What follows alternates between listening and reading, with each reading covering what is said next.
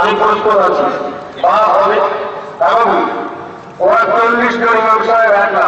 ইমাম সাহেব বলছেন তোমরা তো সব তৈরি হয়ে এসেছো আর আমি একা, তোমরা 40 জন যদি একসঙ্গে কথা বলো তো আমি তো তোমাদের সঙ্গে পারবো না।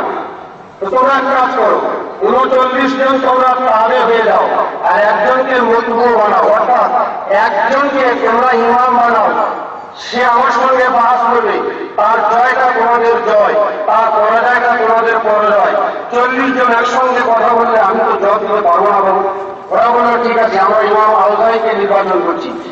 ইবনে তাইমিয়ার দাদা ওস্তাদের দাদা ওস্তাদ ইমাম আউজাই তাকে সামনে দিয়েছেন। ইমাম আবু হানিফা বলছেন আপনারা রেডি আছেন, এনার জয়টাকে জয় বলে মেনে নেবেন, এনার পরাজয়টাকে পরাজয় বলে মেনে নেবেন। ইমাম আবু হানিফা বলছেন আমার বাস হয়ে গেছে। কেন?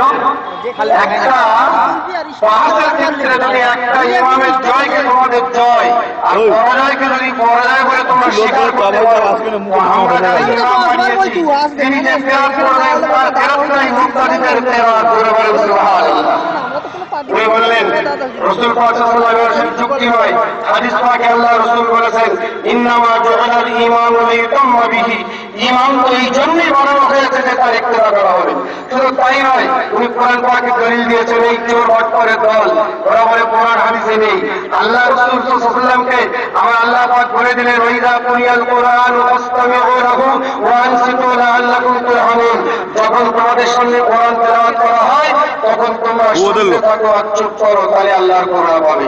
ওই চোর বাটপারের দলে জিজ্ঞেস করেন তো। অন্য হাদিস পাকে রাসূল পাক সাল্লাল্লাহু আলাইহি ওয়াসাল্লাম বলেছেন তেরাতুল ইমাম তেরাতুল লাহুম, ইমামের তেরাতটাই মুক্তাদিদের তেরাত।